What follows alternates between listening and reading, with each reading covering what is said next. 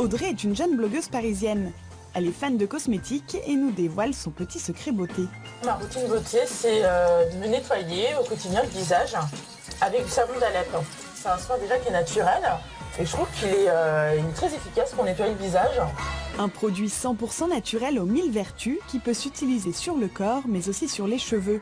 On pourrait croire qu'Audrey vante les mérites du dernier produit à la mode et pourtant, le savon d'Alep a plus de 3000 ans. Et oui, c'est l'ancêtre du savon de Marseille. Un trésor né et fabriqué en Syrie, mais depuis la guerre, il est très difficile de s'en procurer. Alors pour pouvoir continuer à en vendre, le docteur Constantini a proposé à son maître savonnier syrien de venir s'installer en France avec sa famille. Un moyen aussi de leur venir en aide. Monsieur Arastani a été obligé de fuir Alep avec sa famille.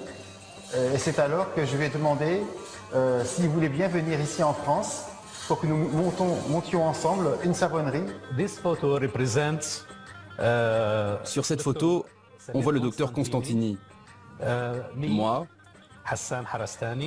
et mon associé. On n'a aucune nouvelle de notre usine.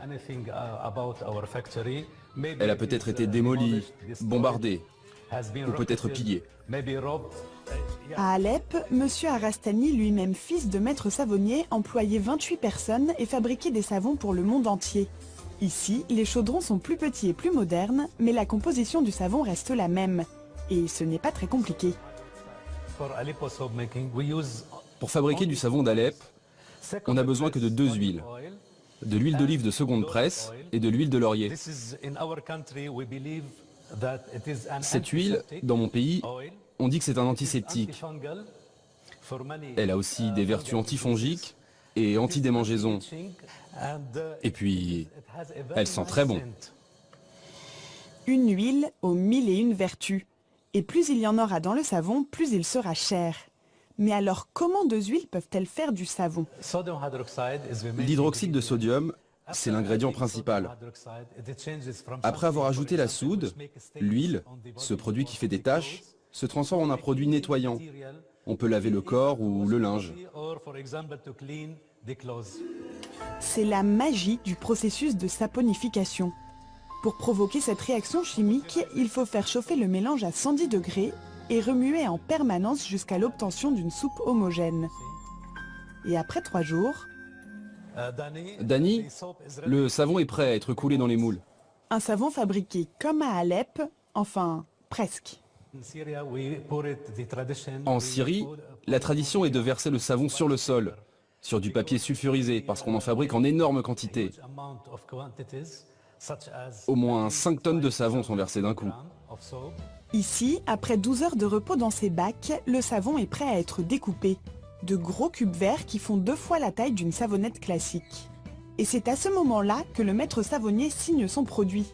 Mais à ce stade, c'est encore loin d'être fini car tous ces savons vont maintenant être affinés à la lumière pendant 6 à 9 mois. Si le savon sèche correctement, pendant au moins 6 mois, c'est comme le fromage, il se bonifie avec le temps.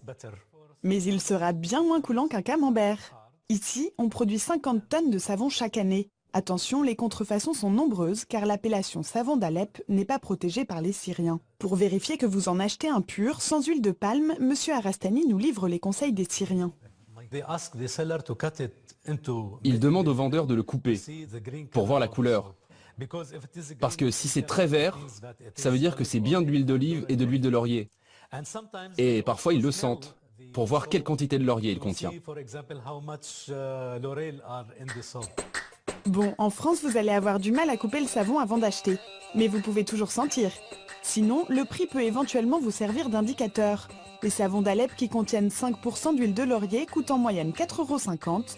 Mais pour ceux qui en contiennent 60%, cela peut aller jusqu'à 9 €.